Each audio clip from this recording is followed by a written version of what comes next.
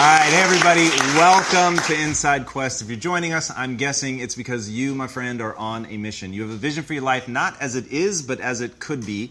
And our goal is to help you gain the skills that you're going to need to cross that chasm and accomplish anything in your life, from the simple to the seemingly impossible. And the guests we're going to bring on are the people we really believe have the insights and the skills that you need to translate your ideas into concrete reality. And that transformation is what this show really is all about. So why do I believe in today's guest? If I had to sum it up, she is gritty, and I'm talking gritty as hell. Her life story is a mind-boggling tale of profound human transformation. She was formerly broke and surviving only with the help of public aid, but this single mother learned her way to success and went from being on public assistance to running a multi-million-dollar public company.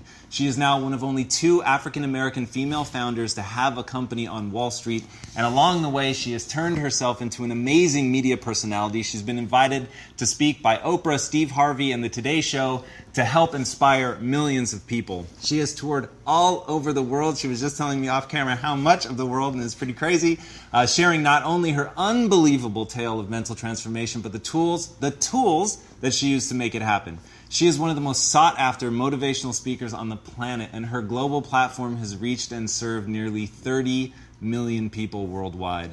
She's also a tireless philanthropist who has been recognized by everyone from the country of South Africa to the Lego Corporation for her humanitarian efforts. She is living proof that it doesn't matter where you start. It only matters where you want to go and the price you're willing to pay to get there.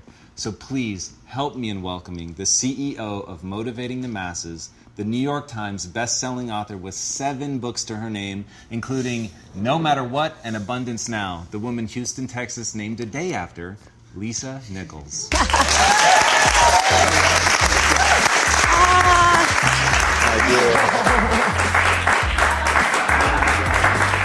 to have you. Thank you for being with me. Absolutely. Hi, you guys. Y'all look good. So really, really an honor. You probably know, and I've certainly told these guys 1,000 times, the rule that we have for guests is, as I research them, it needs to be motivational for me. Yes. And there was just quote after quote after quote that was just absolutely incredible. And I want to start with a quote from you, if I may, Yes. which is, "I am my rescue, nobody else." What does that mean to you? Because it really hit me. It means that everything that I need to get back up, I have in me. If I don't have what I need, I can go get it. And once I figured that out, the world was my playground. The question was just, where do I go get it? I don't know about that. Where do I go get it? Right. And I don't come from a learning background where I was a great student. I wasn't, my highest grade in school was a C+. And when I got a C+, I did the happy dance. And so I didn't have a background where studying was natural for me. But when I realized that if I go study something and I learn it, I own it, it's mine now, man, it was crazy, because all through school I struggled. The last time I took an English class, my English teacher told me I was the weakest writer she ever met in her entire life. Lovely. Yeah, lovely. And the same year I took a speech class, and my speech teacher, he said, quote unquote, "Miss Nichols, I recommend you never speak in public, that you get a desk job." Oh. And so That's mean. Yeah, it's just it was demotivated people, sad people, hurt people hurt, sad people make other people sad. Bottom line, don't take it personal, hurt people hurt. That's really rad. I don't want to derail your story, because your story is Yeah. amazing. We are going to finish that tale. But hurt people hurt, sad people are sad. That's They make other people sad. Sad people make other Yeah. people sad, because people love company. Everywhere you are, you want company. And so without taking it personal, just see where people are. And so a part of that was I had to see who I was hanging around. And, miserable people want company, and I had to literally be willing to not only relocate my mind, but relocate my body so I can relocate my finances and relocate my possibility, relocate my son's future. I was very clear the future my son was going to have if I didn't do something. And I was not subscribing to that, not on my watch. My son's father went to prison when he was 8 months old, and he's been in prison since my son was 8 months old. Whoa. My son turns 22 this year. My son is an African-American male child living in South Central Los Angeles when, at that time, he had a 66% chance rate of going to prison. Not on my watch. So I was willing to be radical. See, most people want the convenience of transformation without the inconvenience required. Busting ass, Required for transformation. So my grandmother says, and I love to repeat this, your conviction, what you're passionate about, your conviction and your convenience don't live on the same block. They ain't even in the same zip code. So if you want to have a conviction for something, you have to sign up to be inconvenienced. We're trying to find convictions and passion and breakthrough on the inside of our box. Well, when you realize that the box doesn't even exist, like someone made up, oh, you're playing outside the box. So we all bought into, there's a box. Well, I don't even own a box. I don't even want to get in your box. Like, you better come out here because I ain't getting in there. And so when you start thinking like that, Tom, all of a sudden, everything is possible. So I disrupt people when I say, you want to make me extraordinary because it lets you off the hook. God, that's good. I'm wow, just you just saying. gave me the chills. Right. Everywhere I go all around the world, you're like, oh my God, that's extraordinary. Yeah, because it lets you off the hook. You get to play like, oh, well, if I had it like her. No. What if you do? What if you do? What if the God that we call God, the divine, whatever your faith is, what if there's no partial? It's not going to give me a hookup and not give you one. Not going to give me an opportunity and not give you one. I'm just going to go after it. If I die, I'm going to die on a treadmill, like Will Smith said. I'm going to be on the treadmill running. I'm just not going to stop because I believe all things are available to us. I'm just willing to go after them. Are you willing? And then that is so disruptive because then you got to make a decision. Because it's easier to live inside the parameters of, well, as a black woman, well, as born and raised in South Central, well, I'm dyslexic. I wrote 7 books. I'm dyslexic. I just tell good stories. I'm just not the one to edit the book because then we all in trouble. I'm gonna put a period at the beginning of the sentence, right? And so just knowing, like, I'm not perfect. What I do really well is I manage my imperfection well. And so we're all waiting for perfect. It's an illusion that will never come to you, and it's an excuse to never show up and play. Your story is not meant to be your fortress. Your story is meant to be your fuel. Yeah. Any story. Like the beauty of me being one of the top 1% earners in America is that I was on government's assistance. Right. Like, that's the beauty. Like, come on, it wouldn't be a big deal if my family was rich. Like, whatever. Like, I'm supposed to do something. The beauty is that when you show the little engine that could story, like, I'm not going to run fast, but I ain't going to stop running. I might slow down and have to breathe and catch my breath, but I'm not stopping because I believe all things are available to all of us. And good people should do well because when good people do well, good people just do more good in the world. All right. I need to stop and catch my breath. Amen. Right, you thought this was about it. Right, amen, right. All right, so we're going to really drive a point home because you just messed me up.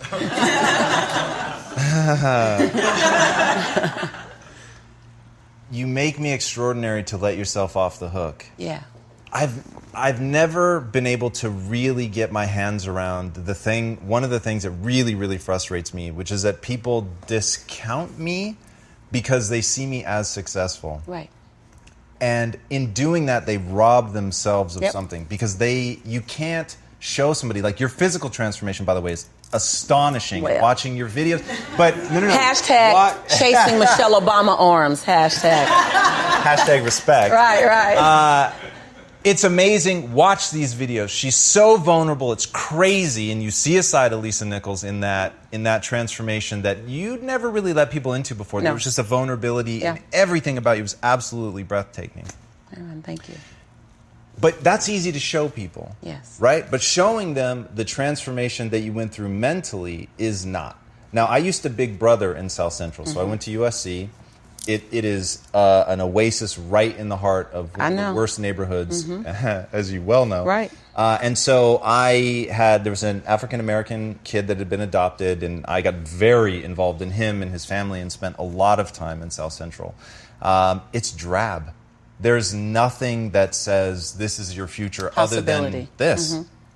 And I remember talking to him, and his framework reference for what his future could be was so terrifying that all I used to do, and this is back when I was dirt poor, I used to take him to Beverly Hills to watch movies. I would take him to a fast food restaurant in Beverly Hills, just anything in Beverly Hills so he could see, hey, there's like another part of this world that looks different, it's more vibrant, just because I wanted him to see that. So how on earth do you go in the middle of that?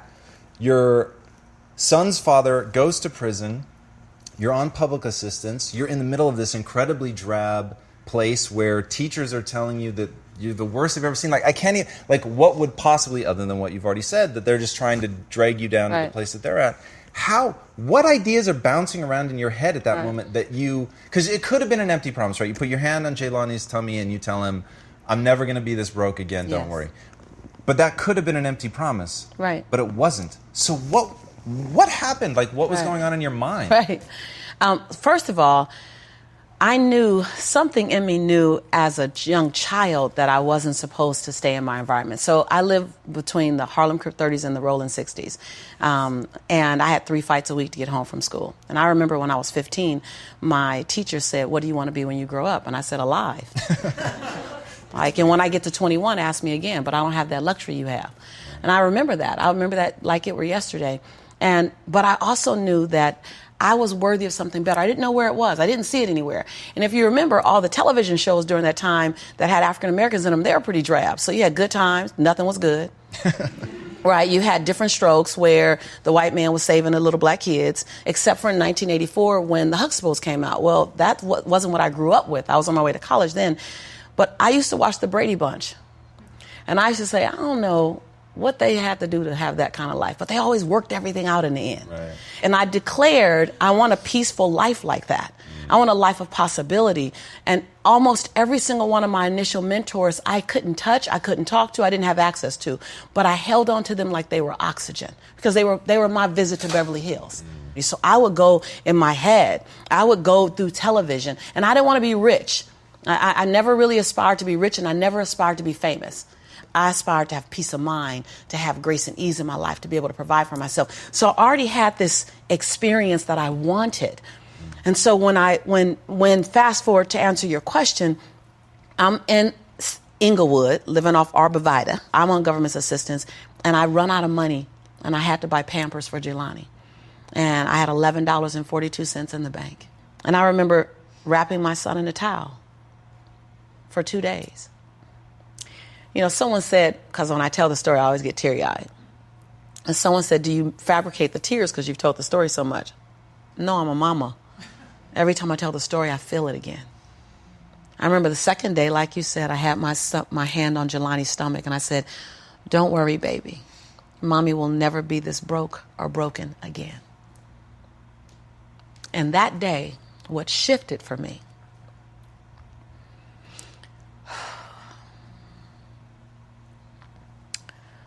was I was willing, and I don't know if this is going to sound crazy, I was willing to completely die to any form of me that I had been so that I can birth the woman that I was becoming. The reason why a lot of people won't become who they want is because they're too attached to who they've been.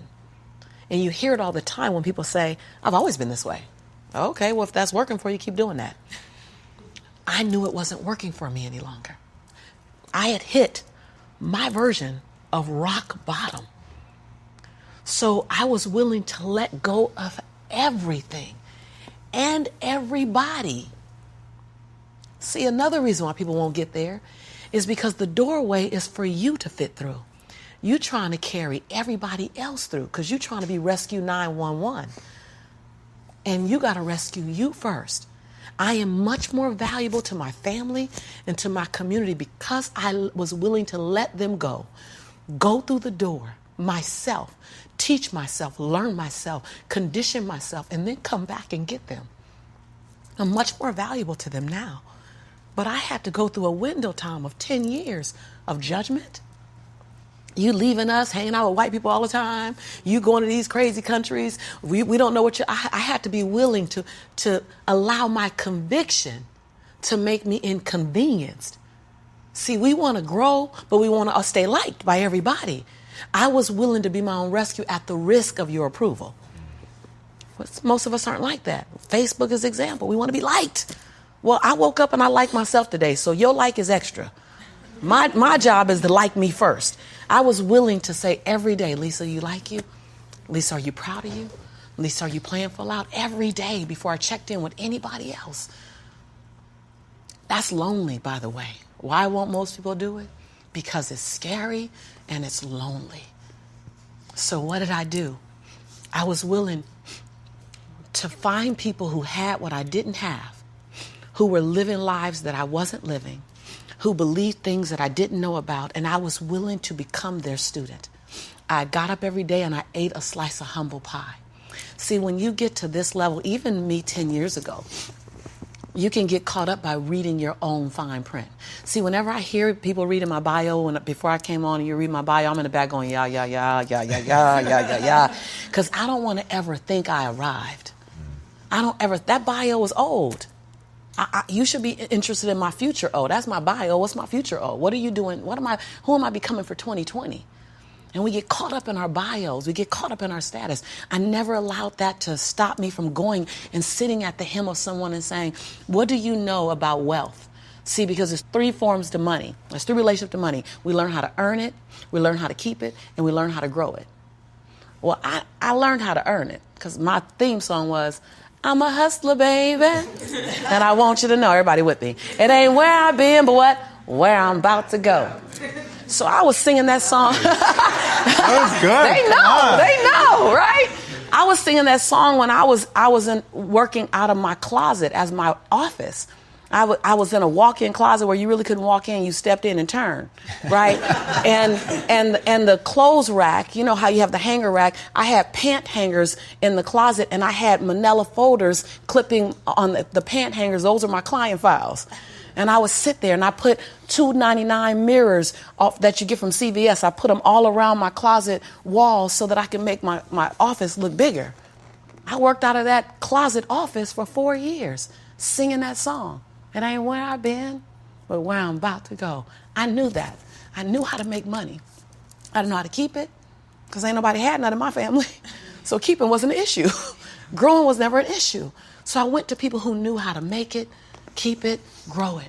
I went to people who was about serving others to the highest level. See, I make a lot of money because I serve more people. See, all your success is on the other side of service. People trying to make money, if it begins and ends with money, it's going to be a short-lived victory. But if it's about transforming lives, then the wind keeps going and going and growing and growing.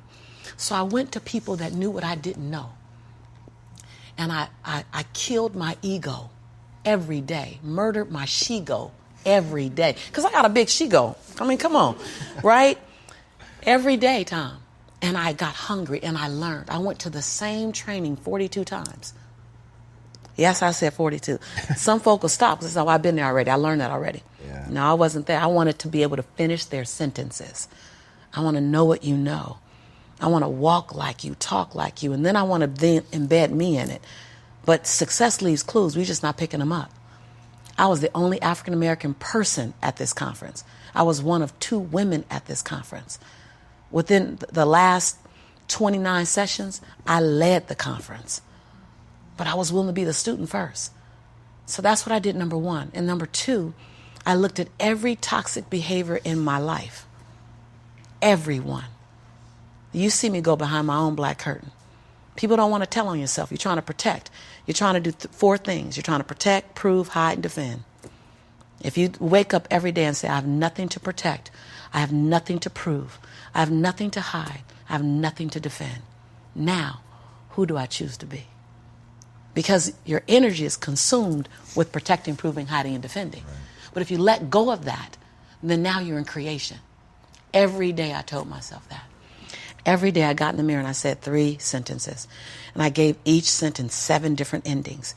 And at times I was crying so hard I couldn't understand myself because the ending, the sentence was so difficult to say.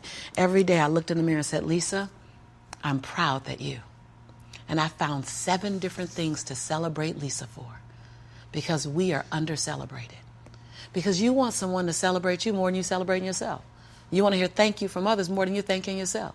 You want to hear other people say, I love you more than you saying I love yourself. You are teaching the world. I said this on Oprah. And when I said this on Oprah, she said, oh, my God, I believe the exact same thing. So I knew I had one thing right.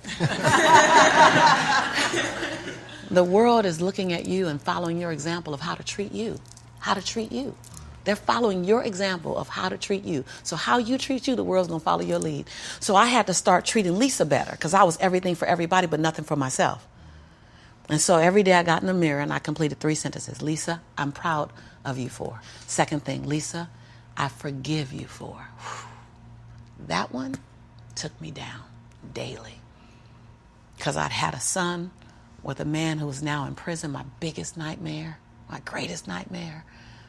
I had been in a relationship that turned mentally and then physically abusive when my son was 3 years old. I made money but lost it. I was on government assistance. I was on welfare. I was on WIC, Women, Infant, and Children.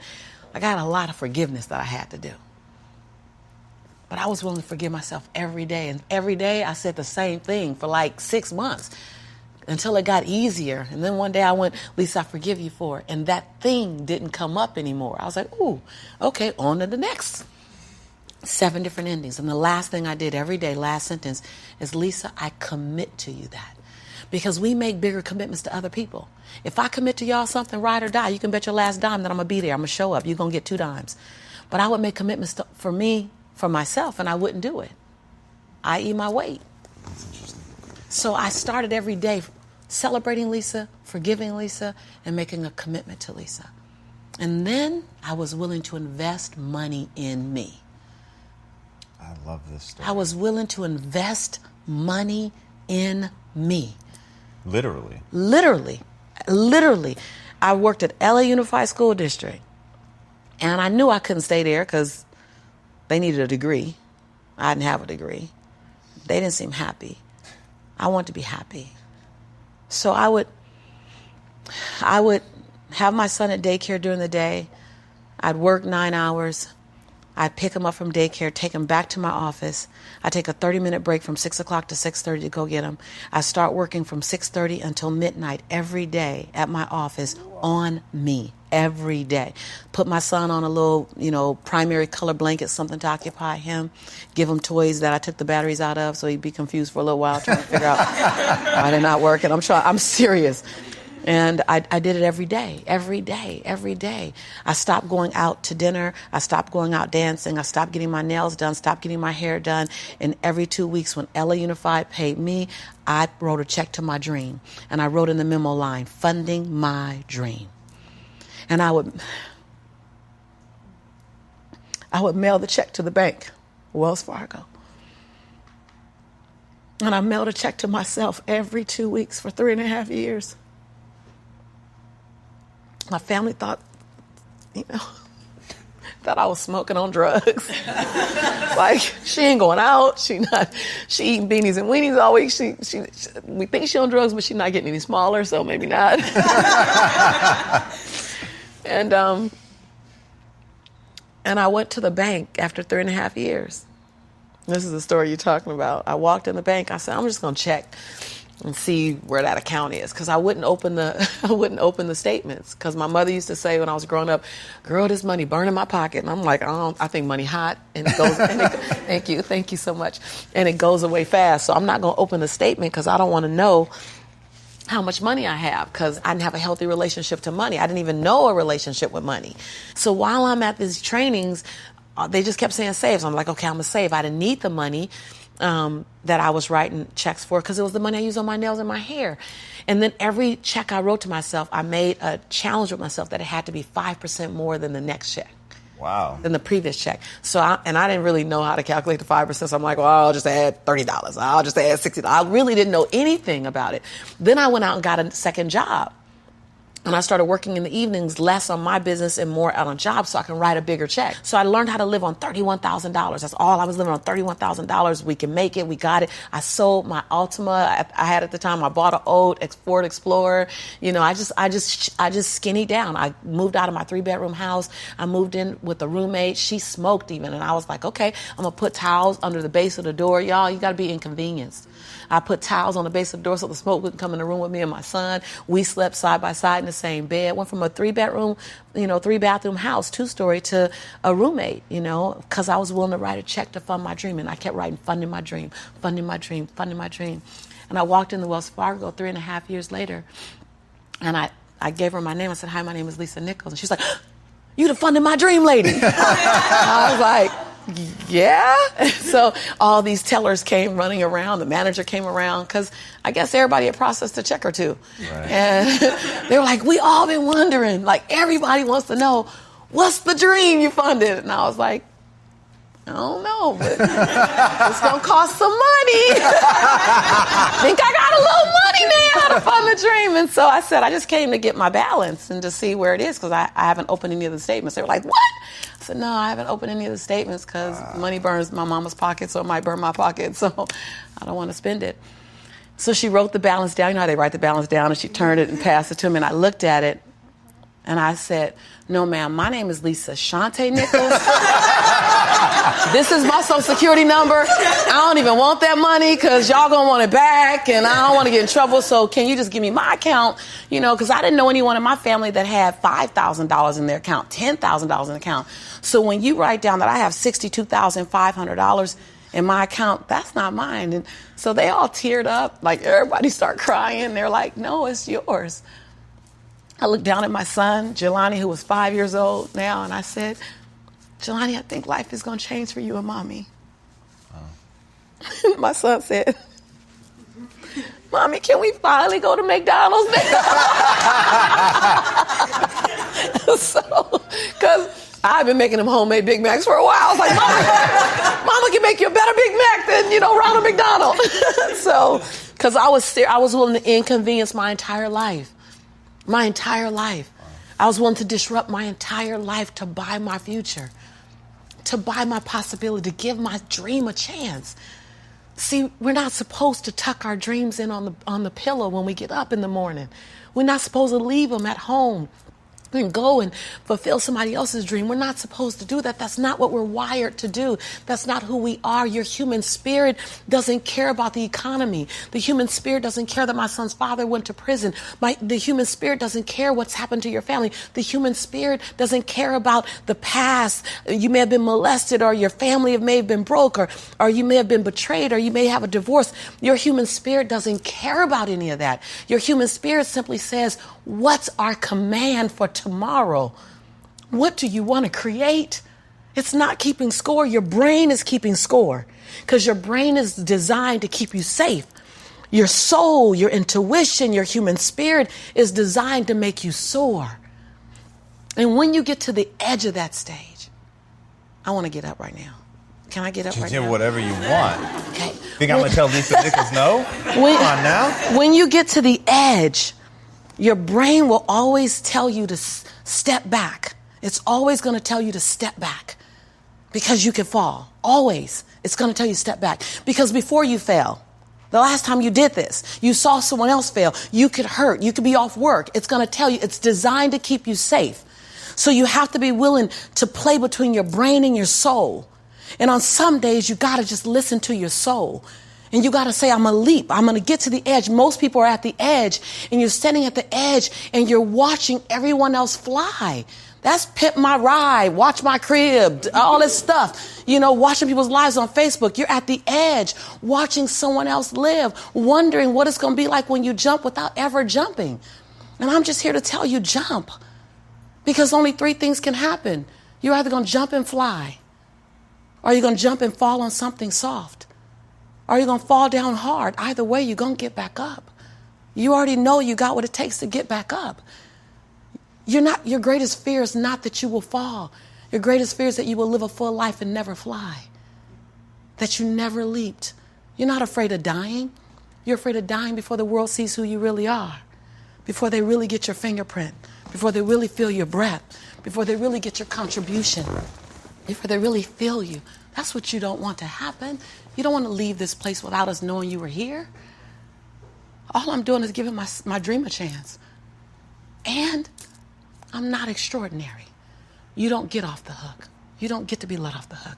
I'm an ordinary woman who chooses every day to make one more extraordinary decision.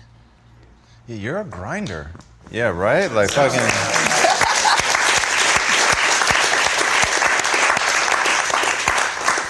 And look, there's a lot of people out there that can talk. You obviously have a profound gift for storytelling, but there's a lot of storytellers. What made you so interesting to me is that you've done the hard work to get there, You don't make a secret of it. You'll walk people through it. Your books are how-to manuals. It's about doing the work. It's really, oh God, you have a great quote.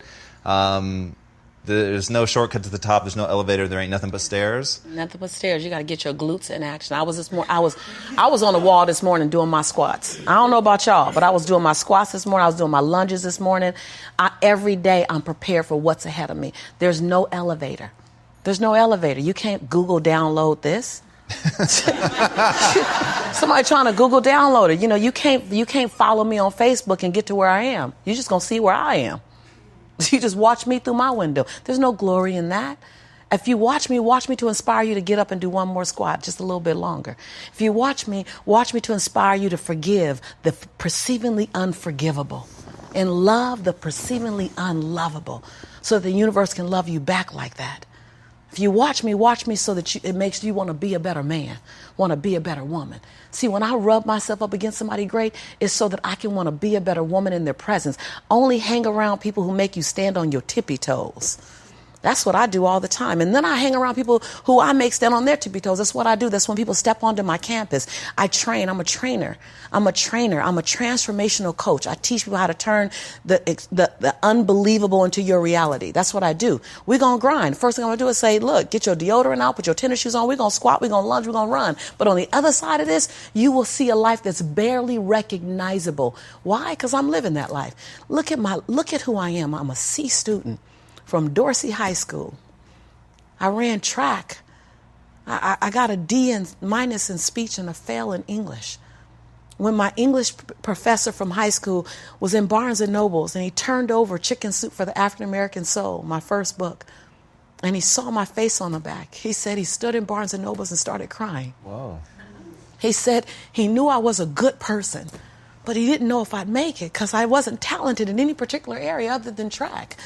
I wasn't talented academic-wise. It didn't fire off fast for me. I learned later that it was because I was dyslexic and I had all these other learning styles. It makes me more unique, you know, but in school it didn't show up that way. And so I'm clear that I didn't get a hookup. And I'm clear because of that, this is available to everybody. So I'm passionate about inviting people onto my campus. Come on, get in my live room, get in my online trainings, deep dive in the book. The book is like a 3-day training by itself. My latest book, Abundance Now, I put everything in that. That's what my legacy will be. It will free more people than any other body of work that I've ever done, other than the Abundant Life live program that I do, because I'm all about touching people and letting them see, touch me, let me touch you, so you can see there's zero distance between us. And I believe the universe says, God says, when there's zero distance between you and it is yours.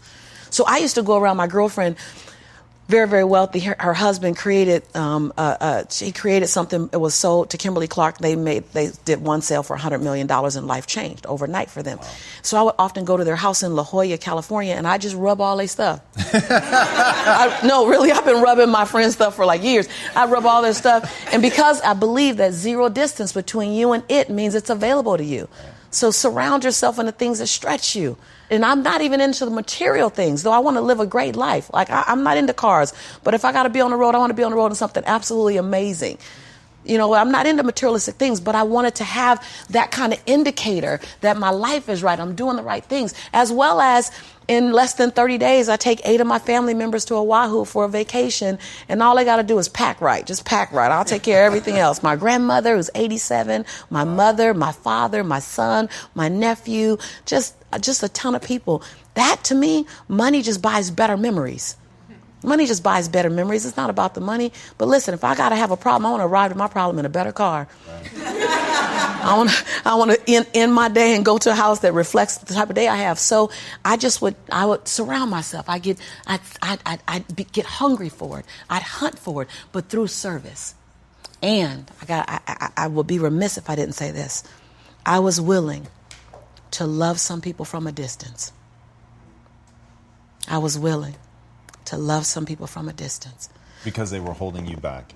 I wouldn't even say they. We use the phrase they were holding me back as if they got a slingshot around my neck. But I look up half the time and I'm holding on to them, trying to use them as my excuse.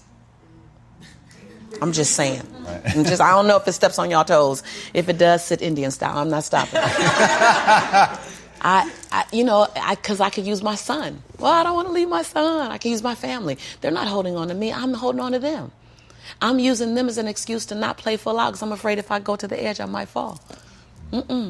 No. My son, when he was 8 years old, he said, Mommy, when you go to the faraway places that I can't go to, that I can't call you at, I get really sad. Please don't go.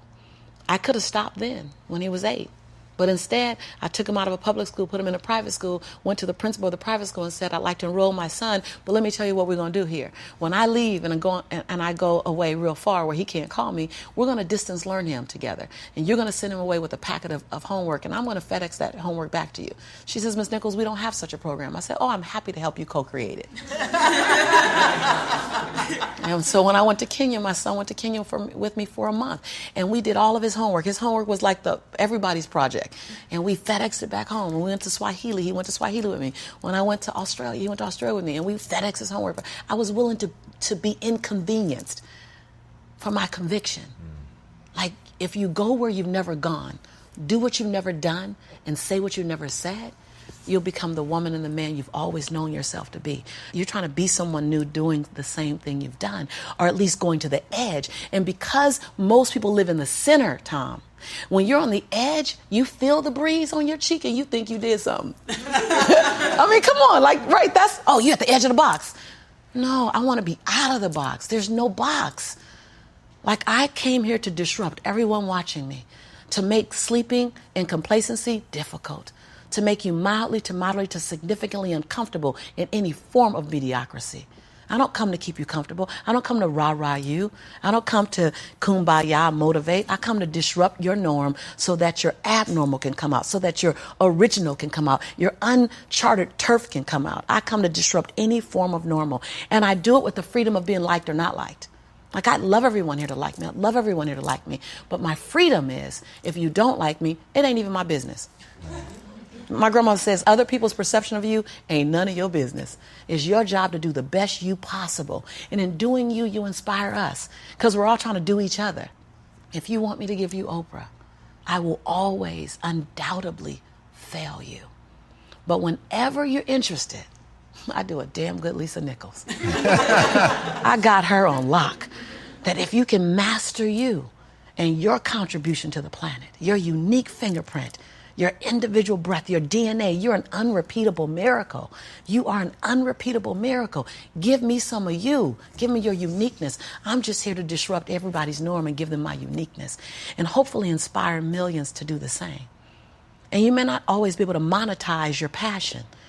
It's not always about monetizing your passion. Let your investor, AKA your job, I like to call it your investor, let your investor help you do your dream. By simply stabilizing your household, letting your lights stay on, because you can't be creative when the lights are out. Believe me, I've tried. Keeping food in your refrigerator. So your passion is not always for profit. Your passion is not always something you monetize. Your investor takes care of your needs, and then you go do your passion. Yeah, it's interesting because we all have an opportunity to create who we are, to be something that's truly unique in our own, and so few people are actively trying to do that. So walk me through, because what makes you special is you go way beyond just the motivation. What are you teaching Jelani about, like, what are the actual words or tools that you're giving him to be himself? Jelani is now, he'll be 22 this year, 6'2", 210 pounds. So what I teach my son is to do him, not me. What I teach my son is he's going to find his best lessons in his biggest mistakes. So don't be afraid of mistakes.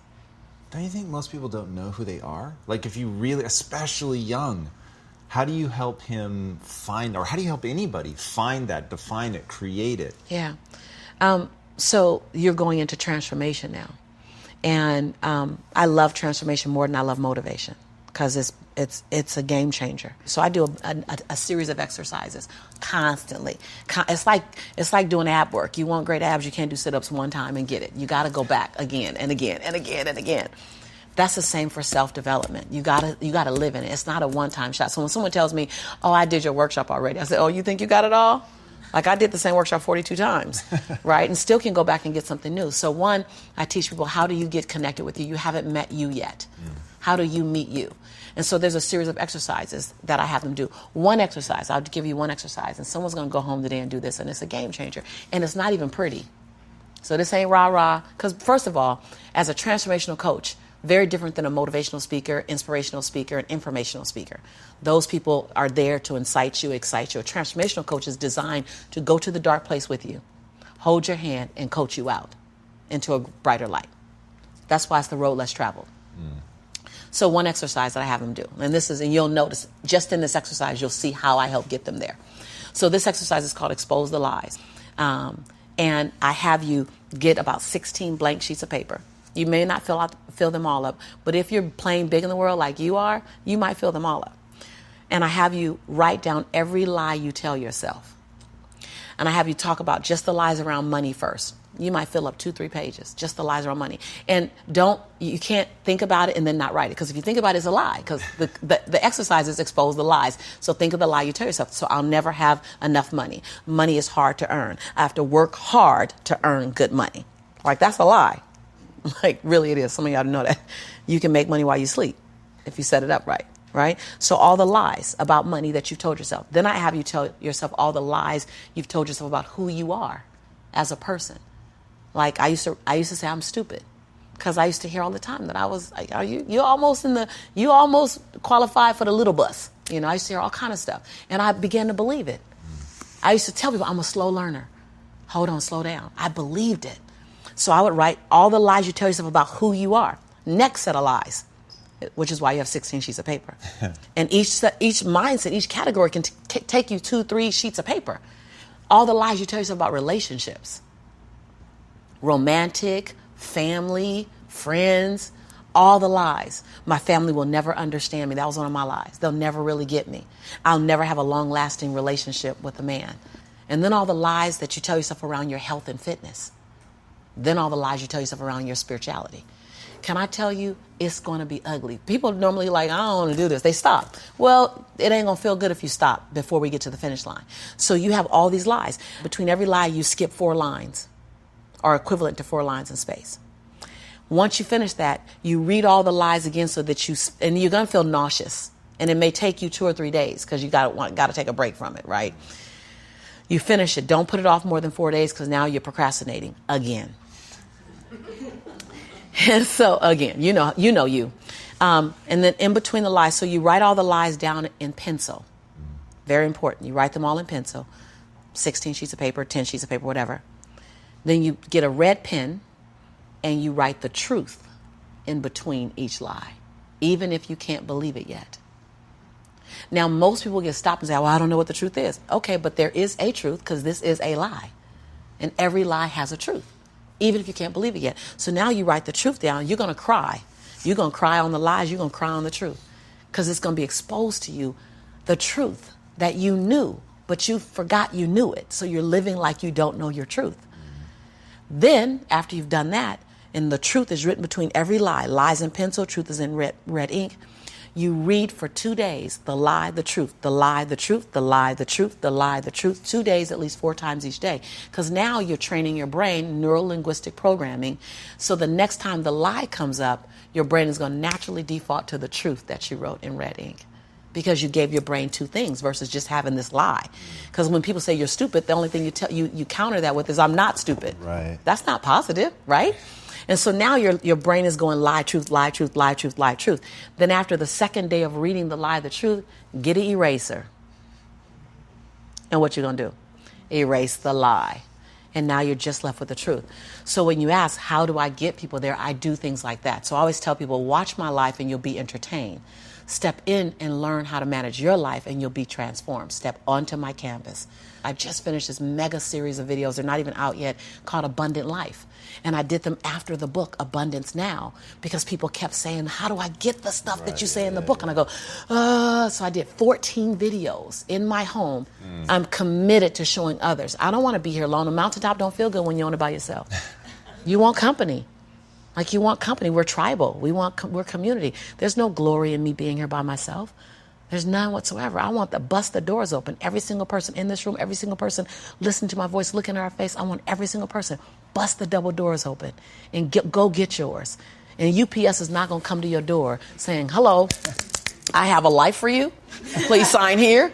You got to go out. They're not coming? Right, they're not coming. They're not coming. You got to go out the door, put on your best running shoes, get your back strong, and go after it and run after it like you're late for work. Like, we'll run if we're late for work, run for someone else's dream harder than we'll run for ours. Yeah, I love what you were saying about, man, you want people to cheer for you more than you cheer for yourself, love you more than you love yourself. Absolutely. Which is actually really odd. It's really odd to expect somebody to be more impressed with you than you are with yourself. To treat you really better yeah. than you treat yourself. And then I just got to go here. I got a pass. I can go here. Ladies, we really do it. Men do it as well, but ladies, we're extroverted doing it. We dump on our men and put the responsibility on you of our beauty, of our love, of our self-worth. And men manage it differently. You manage it in possessions and in money and in bank account and in status. That's where you go for that. Traditionally, there's always exceptions to the rules, traditionally. But as women, we emote and make you have to be our self-esteem, which is so incredibly unfair. We ask questions we don't want to hear the answer to. We ask questions that you only have one answer you can give us. You really don't have freedom in that answer. There's one answer I need right now to make me feel good, and I need you to give it to me. That's so incredibly unfair. And we say, we even have the old adage, oh, I just in marriage, I went in man to complete me. That's a big job. You a lot of woman to complete. Come on. You know where you come from and your issues. That's not the truth. It's my job. And I love the dance between relationship, where there's woman, woman, man, man, man, woman. I love the dance between love and relationship. But it's not anyone's job to complete you. It's my job to complete me, and then it's your opportunity to compliment my completeness. Just saying. And so my job is to work on Lisa versus to ask you to give me what I need. And I think when we get that, self-development is something we haven't jumped into enough. And I don't know about every culture, but as African Americans and some other cultures as well, people I've met, we mistake spirituality for self-development. And we think spiritual awareness is self-development. Spiritual awareness is spiritual awareness. And it's understanding the divine and the higher power and the God, whatever you call it, and having some place to release to. That's not self-development. Self-development is doing that daggone work I just talked about, exposing the lies that are in your head that's running you, the chatter, the negative Nancy in your head, managing it and exposing it. That's our work, and no one shows us how to do that work. Yeah, that's a really important distinction. That's really interesting, and I think that people cloud the issue in their own mind because Ryan Holiday, who's been on the show, talks a lot about how merely defining your dream, your goal, your whatever can be intoxicating enough that you forget to actually go do the work. Yes. And I think that and I'd never thought about it until you just said that, but there is a sense of connection, wonderment, when you can tap into spirituality that is... Consciousness. Yeah. Consciousness is very important, but it means nothing without action. True. We got a whole bunch of conscious stuck people. They conscious, they know it all. They know all the awareness, they know affirmations. But Joan Baez says that action is the antidote for despair. Lisa Nichols adds, action is the prescription for success. How can you have one word, one theory be the antidote for something while being the prescription for another? That's a powerful something. Action. Will Smith said it when he was being interviewed by Tavis Smiley. I'm gonna work harder than the next guy. If I'm on the treadmill, I'm gonna die on the treadmill. Like, I get it. I was in South Africa, and this gentleman was translating in Swahili from another gentleman, and the gentleman asked me, was I going to go to the party that night? And I said, I'll try to make it. And he went to go back and tell him, he goes, are you going to go to the party? And I said, I'll tell him I'll try to make it. And he went to translate again. He turned back and goes, are you going to go to the party? And I said, tell him I'll try to make it. And he looked and goes, lady, there is no word try in Swahili. Either you're going or not. Tell him. Wow. I went, oh, I'll be there at 8. Like, think about that in Swahili, there's no word for try. Wow. We use try as a crutch to say, I really don't want to do it, but I don't want to tell you now. Right. Just say, I'm not going to do it, or I am going to do it. Like, I love it. I never say try anymore after that. Wow. Like, bold yes or bold no, just choose. Because no one wants to live in uncertainty and ambiguity. And we live a life of ambiguity. I don't know what I want to be. I don't know what I'm going to do. Because you'd never have to move in ambiguity. Instead, just say, I'm afraid to leap. Help me leap. Help me leap. Help me get the courage to leap. Because I don't want to live a life on the edge. Just say that. That's just, the truth is sexy. And it's liberating. And it's sobering. And what I believe people love most about me is that I give them the gift of the truth. My truth first. And then in some way I want to inspire you to share your truth and be okay with your truth. And I just tell you guys, I'm that same girl who ran track for Dorsey High School, who struggled to get through high school, who got kicked out of college because I couldn't afford to stay. That was on government. I'm that same girl. I'm that same girl. I don't forget her. I'm also that same woman who runs a multi-million-dollar business. I'm also the same woman who has 7 bestsellers. I own both of those. I own all of it. I don't shrink to my greatness, and I don't live in my saga and my sorrow.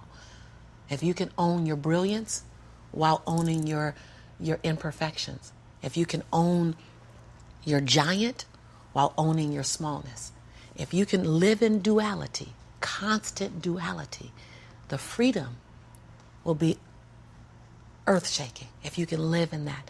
See, either you don't want to be as great as you really are, and you're trying to dim your light so that others won't feel insecure about themselves in your presence. And so you keep playing at 79 watts when you know you're supposed to shine at 159 watts. And you keep checking the temperature of the room to see what the room can handle versus just giving the room you and letting them, if your light's too bright, then let them put on some shades.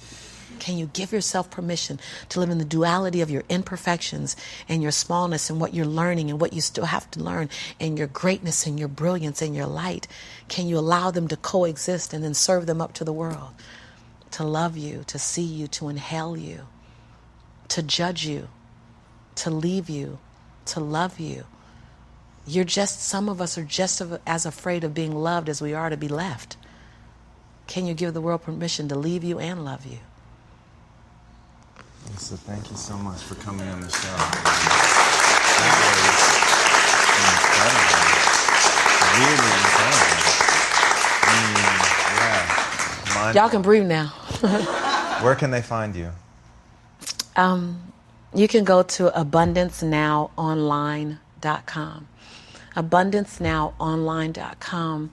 And that gives you access to my book, but it also gives you access to some tools. I don't just want you to pick up the book. I want you to pick up the book and become a student so that you can have the transformation. So I give you a lot of free things when you go there. But most importantly, you step on my campus. I want you to step on my campus. I want you to find ways, if it feels good. If it doesn't feel good, learn from someone else. But if it feels good and I speak your language, then step on the campus and give yourself that chance. I would invite you to, we don't even have it out yet, but when it comes out, you'll see Abundant Life. When the Abundant Life program comes out, run to it. Run to it. It's going to be that game changer. I just believe it with all my heart and soul. I believe that on the other side of it, when I sit down, my grandmother says, when you get my age, baby, you're supposed to, she always calls us all baby. When you get my age, baby, you're supposed to sit in your favorite rocking chair and tell the story of your life. But when you're your age, you're supposed to make sure the story's going to be good to tell. And I just believe that the Abundant Life program helps to make sure that your story is going to be good to tell. So go to abundancenowonline.com. Fantastic. Well, guys, I know I just had my bell rung. I hope you guys did as well. And in terms of making your life a story that is well worth telling, I cannot encourage you enough to dig into this woman and really get to the heart of the matter. And please, I'm absolutely begging you, do not make her extraordinary to discount the accomplishments that she has done, because the transformation that she has gone through is absolutely mind-blowing.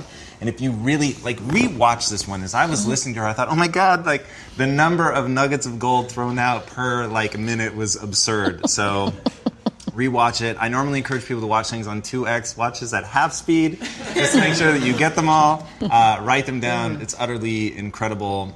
She doesn't make excuses, and that's the thing that really, really was powerful for me as somebody who spent time in South Central and knows that that environment is not doing anything to propel you forward. To have been in that, to have, oh man, just every disadvantage thrown your way, and to say, I'm the only one that's going to pull me out of this. I am my rescue, no one else. Be your own rescue, my friends. Don't make excuses. Connect with her. Do the work. Do the work. That's amazing. And as she says, but she actually didn't say today, with knocked knees and chattering teeth, leap. And with that, my friends, until next time, be legendary. Take care. I love you. I love you.